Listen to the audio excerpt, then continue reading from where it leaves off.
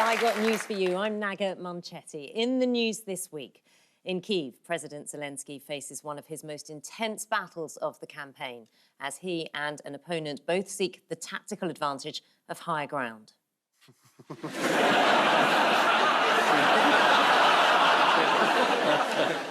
In Devon, as the cost of living crisis continues, word gets out that the local farm shop is offering 50 pence off camembert.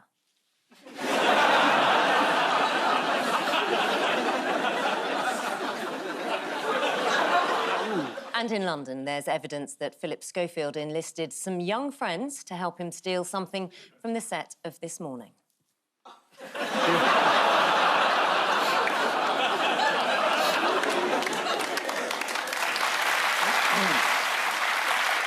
Now, on Ian's team tonight is a comedian who's also a supporter of Arsenal Football Club. So, Ian, if your team takes an early lead, don't get too excited.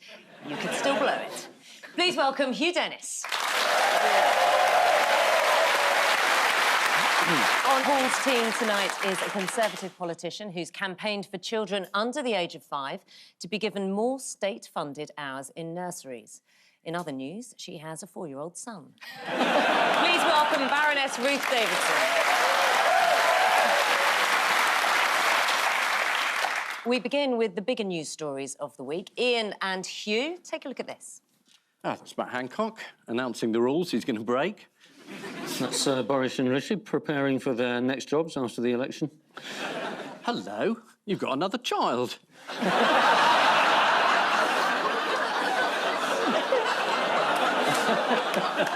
Blimey, have I? Don't remember that at all. This is the news that the deadline for submitting requested information to the COVID inquiry has passed and the whole government and Boris Johnson have been arrested. Oh, no, so sorry, hang on. There's an alternative ending. Nothing's happened. Bizarrely, the government is refusing to comply with a committee that it set up itself. Yes, yeah. It thought it should have an inquiry into COVID and appointed Baroness Hallett, and she said, well, can I see all the evidence? And they said no. But it's even more complicated than that, isn't it? Because she said, can I see all the evidence, please? And the government have said no, but Boris has sort of said, yes, I will hand over all my evidence. And the reason he has handed all his over is because he kind of wants Rishi to hand over all of his evidence and all his messages, presumably including loads during lockdown, which went, oh, that bastard next door's having a party again. But also, if you have an inquiry, it tends to be up to the person chairing the inquiry what's relevant. If you say to someone who's committed a crime, is there anything relevant? They go, oh, no. Oh. Oh, no, you don't want to see any of that. You don't believe them. So if the government sets up an inquiry, it's presumably got to give over all the stuff. I think by the time this goes out, they'll have backed down. I don't think the government's going to... Are they, Baroness? They're not going to spend the run-up to the next election fighting their own inquiry. Depending on when this airs, we'll have found out that they've gone to a judicial review. It'll certainly be sorted out by the time this is on Dave.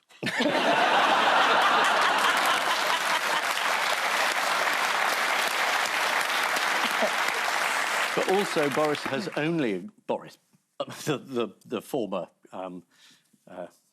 criminal Prime Minister, he's only handing over his WhatsApp messages from 2021, from when he changed phones. So, yes. Is that right? So a lot of the messages we're not going to see, and the original phone he had, he was on a boat with Rebecca Vardy. Yeah. Ruth, it makes me think about WhatsApp messages between politicians. So are you in a WhatsApp group with Boris Johnson? I'm not in a WhatsApp group with Boris Johnson, but I do co-chair his Appreciation Society with Nadine Dorries. So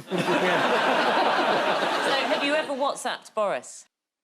Yes, but in his old phone. I don't think...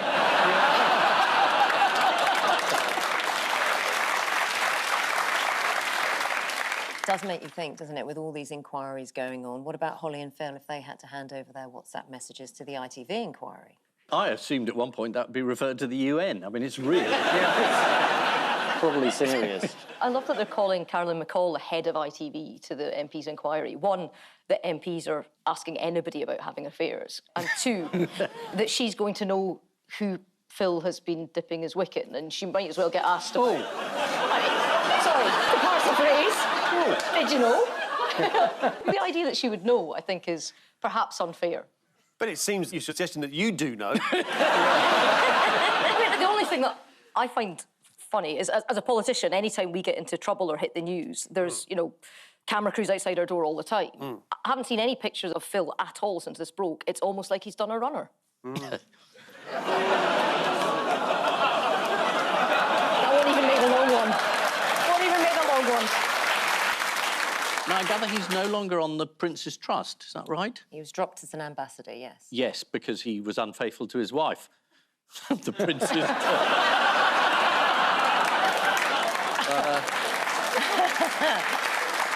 OK, let's bring this back on track. What has the Prime Minister had to say about this COVID inquiry going back and forth?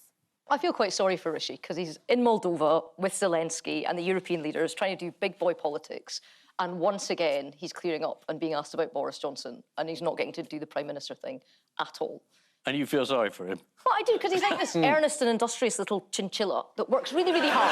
Yeah. And then there's just this big looming gorilla behind him that just takes up all of the space and all of the lights, and he just, you know, he can't get on his wheel. It's a shame. Now, there is a suggestion that Boris Johnson is just trying to cover his arse, but he's not doing that good a job at it. Someone else has to do it for him. Do these new claims over lockdown signal an end to your political career? No. I think that's one of the things we don't have to see. Yeah, it's still there at the moment. Yeah. Couldn't it be redacted? Yeah. Look, everyone likes a bit of peach cobbler. So, let's get back to the COVID inquiry, shall we? Right, so to further endear themselves to the electorate, a number of MPs have been found to have done what? Oh, they have tried to claim speeding fines on expenses, haven't they? And parking tickets. Yeah. Yeah. It's 4 of them, and a government minister. Presumably, these people went for the points and went for the fines because they didn't want to do speed awareness courses, didn't they? Because presumably they were available. And I heard last week's show, and you have been on a speed awareness course, have you not? Indeed. As have I, but I was going even slower than you. I was going 22 in a 20. I was doing 24, Speedy Gonzales. Yeah. Interestingly, in the speed awareness course, literally no one recognised me at all. They said it was humiliating. Yeah, mainly because I was disguised as Suella Braverman.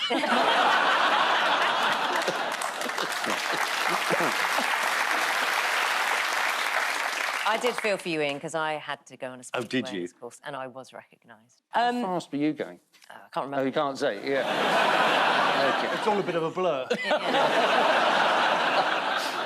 How's the government going to implement levelling up where it really matters? In Westminster. It's going to fiddle the honours system. You're kidding. Oh, yeah. Oh, they're giving it a regional thing, aren't they? Levelling up. Yeah. So they're going to give more people honours in the north. What, are Scottish people going to be made baronesses? Outrageous. What is your title, your official title? My title is Baroness It's David... not Alcoholics Anonymous, is it?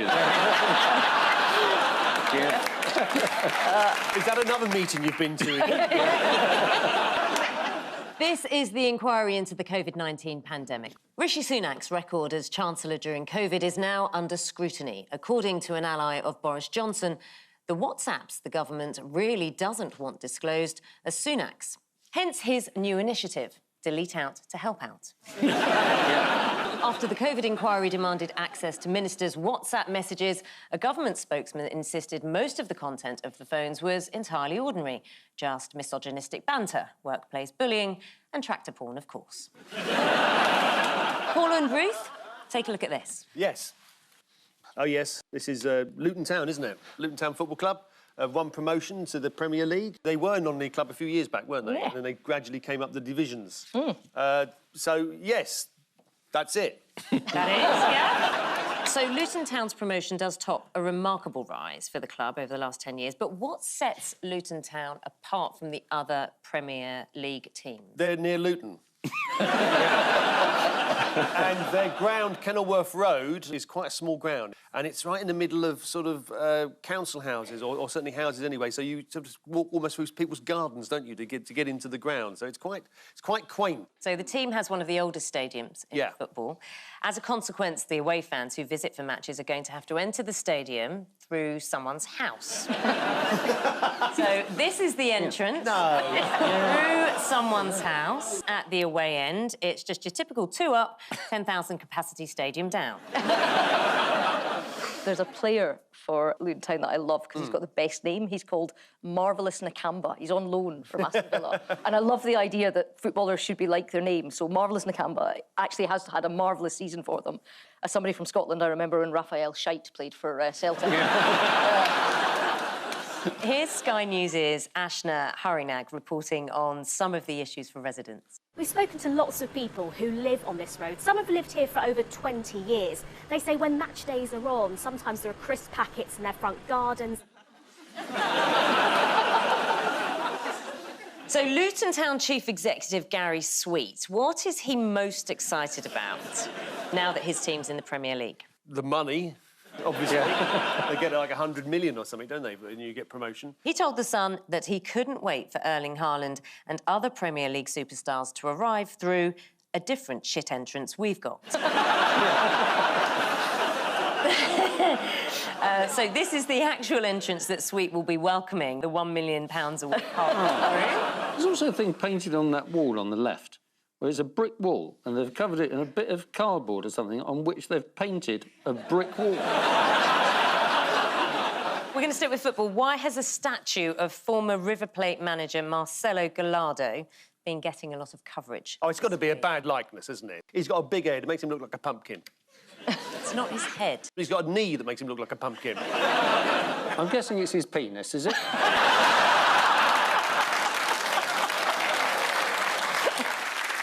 The original golden balls. It's Ian. Well, that's very kind of you. Finally, what's been perplexing ex-footballer Gary Neville? Chess.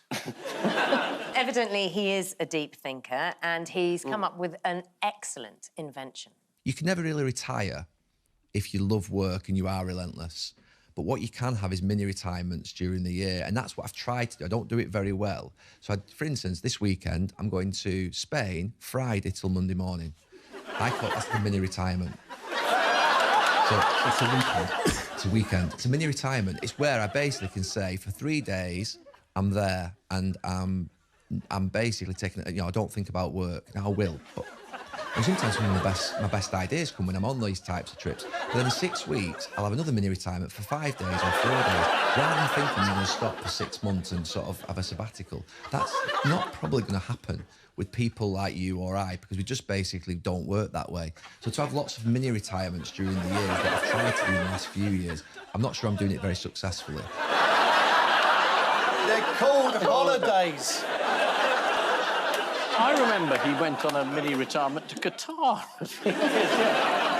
This is the news that Luton Town Football Club has been promoted to the Premier League less than 10 years after being a non-league side.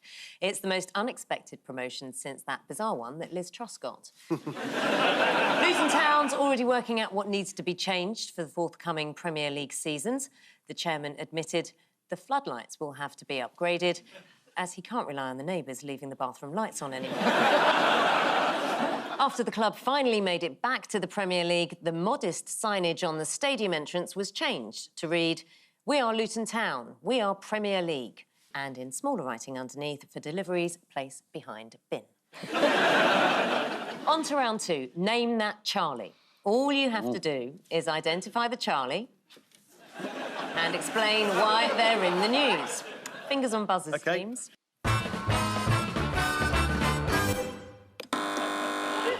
That is King Charles, isn't it? Yep. He is wearing a, looks like a sort of bathing hat. He's turned down the temperature of the Buckingham Palace swimming pool. Oh, yes, that's right. Yeah. This is the news that the environmentalist King Charles has turned down the thermostat on the Buckingham Palace swimming pool. He drove all the way from Clarence House in his 4x4 to do it. So why has he done it? Well, to spend less on fuel, you know, to heat it to a lesser degree. Last year, the taxpayer-funded bill for utilities relating to royal residents was £3.2 million. And his private residences, of course, are a different matter. Those bills are paid for with cash from Saudi billionaires. Do you think there's a big sign on the wall that says, "Don't swim when the red flag is flying," because it means we've been invaded by Russia? I'm just having a go, lady. No, there's a sign for other members of the family saying no heavy petting. Just having a go. Yeah. Now, in Sweden, what unexpectedly happened during their version of Strictly Come Dancing? In the spirit of protest, an eco-protester took to the stage during the final of Sweden's Let's Dance. He waved his arms around, throwing a shower of yellow paint into the air, holding a banner above his head. He achieved a score of 8 out of 10 for artistic interpretation. I'll show you how the protest came.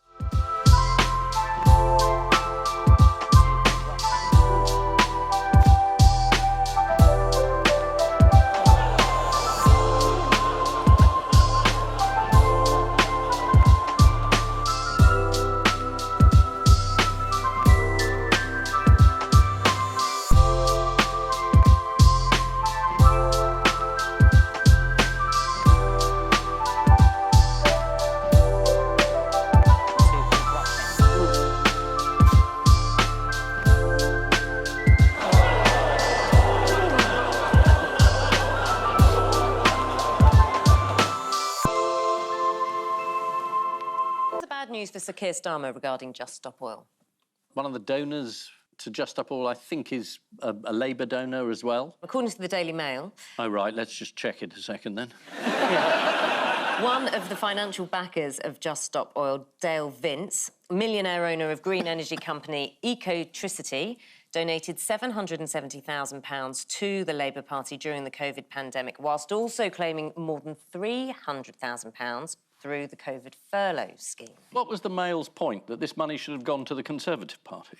And that this was illegal under current legislation? No, I'm just checking. I need to know. You try. I'm just having a go. I think the point more is if he had the money to make a donation of £770,000, why on earth was he claiming £300,000 on the COVID furlough? Well, anybody who claimed all that money and then made a profit afterwards, I mean, there are quite a lot of other characters we could bring up, couldn't we? You are mischievous. No, I'm just trying to keep the lawyers awake. So the leader of the Labour Party, perhaps under a cloud. Hugh, you're a member of the Cloud Appreciation Society. I am. I love a cloud. Just for you, what is this? It's a cloud. That is a... I don't know what kind of cloud it is. That was a lenticular cloud. Lenticular? Now, they happen. I can tell you how they happen. When the air comes... It kind of goes up over a range of hills. Sometimes, at the top, it condenses and forms a cloud. So the cloud, which is a lenticular cloud, if the wind is blowing that way, this cloud doesn't go that way. It just stays at the top of a hill, because the new air passing through forms a cloud as the air beyond the cloud leaves the cloud. Why the fuck did I start?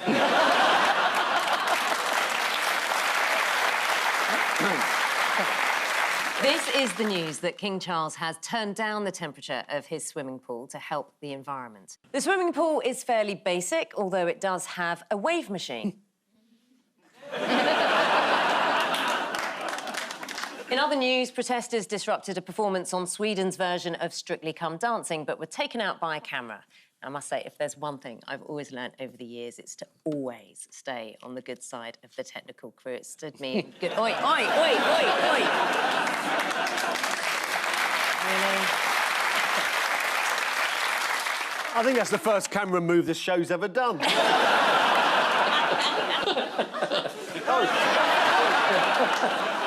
Fingers on buzzers, teams. It's time to choose your Charlie. Choose your Charlie.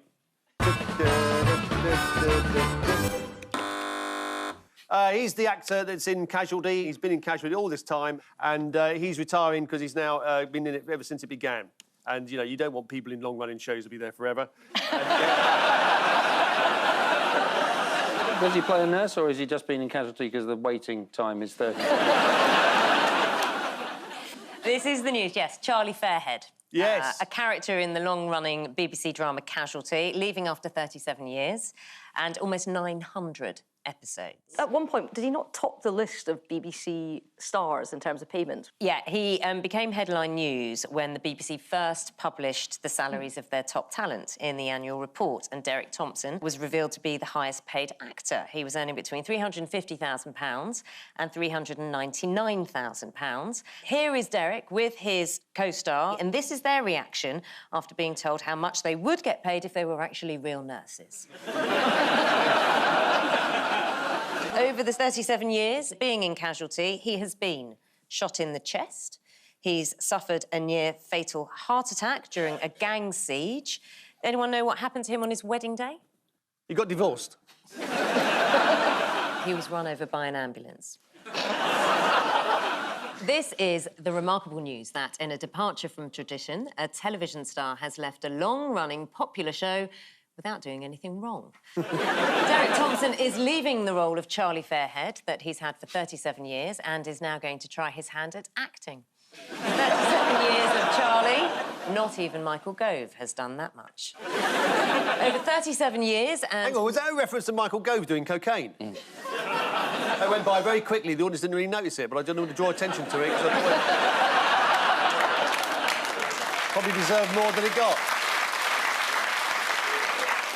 You sort of slipped it by very quickly. You weren't sure. You didn't want to be saying that, did you, really?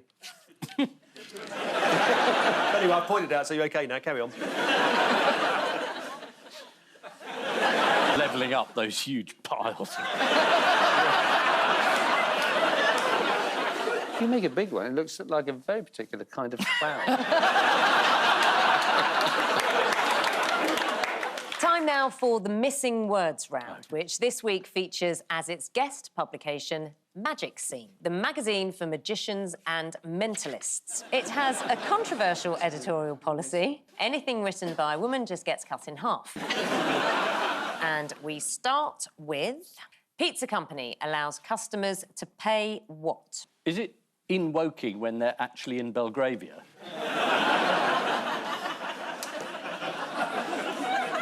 Pizza company allows customers to pay with sexual favours. Is that a meat feast, or are you just pleased to see me? Pizza company allows customers to pay after they've died. Oh. One pizza that customers can order is the 4-cheese triple stuffed crust mega meatalicious pepperoni passion with extra garlic dip. So I imagine they'll be paying for that one quite soon.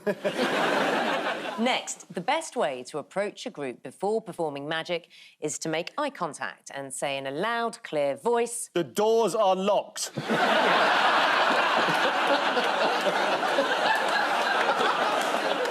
The best way to approach a group before performing magic is to make eye contact and say in a loud, clear voice, good evening.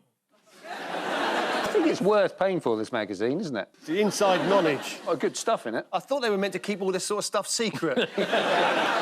Experts say humans have never what? Is it evolve?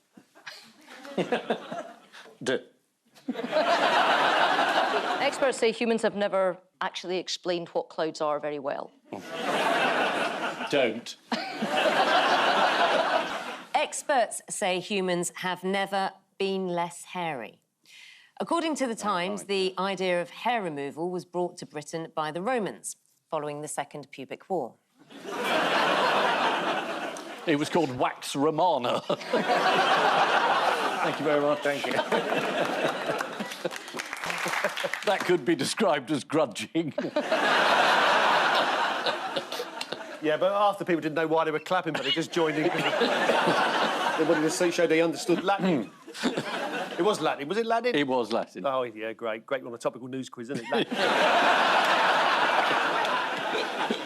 Next, at Magic Scene, we always think who doesn't love it when what? When a woman sawn in half takes 2 taxis home. At Magic Scene, we always think, who doesn't love it when a new magic wallet hits the market? According to Magic Scene's review of one wallet trick, although the credit card doesn't actually come out of the wallet, it does look like it does. I've been doing that for years. Next, Britons have an average of 24 what a year? Prime Ministers. Mini retirements.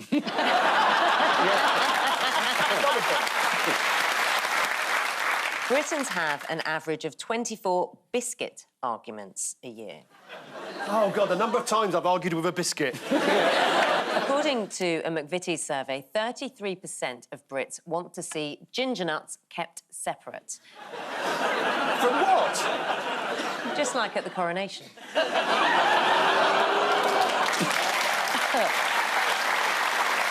And finally, I what while chasing a 3-kilogram cheese down a hill, but it was worth it. I became lactose intolerant. I broke 15 bones in my body.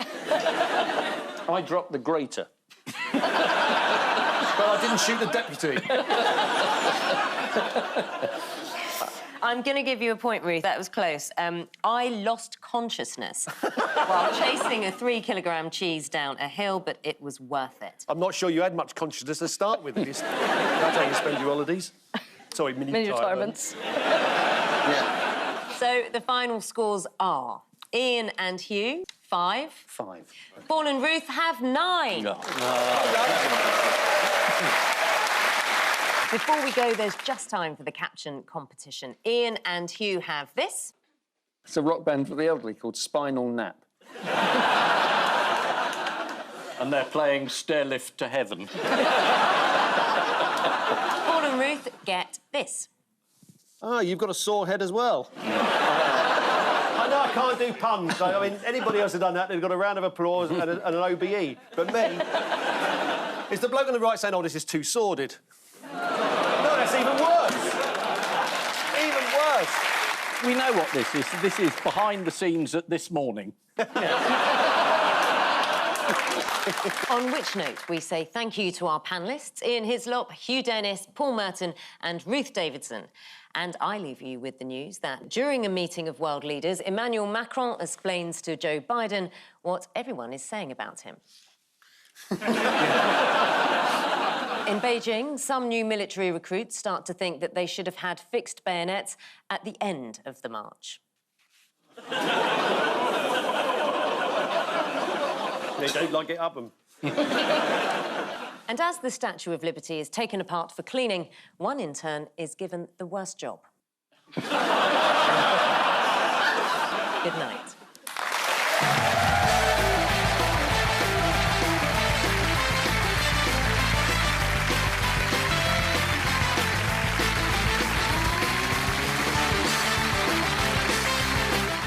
Up next on BBC One, can Dom and Kay successfully investigate more incoming danger? Black Ops next on BBC One. Stay right here.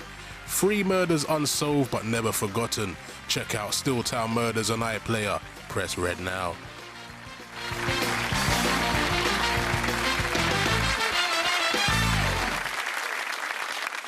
Do you think Carrie was on the same WhatsApp group? As the rest of the mothers of his children.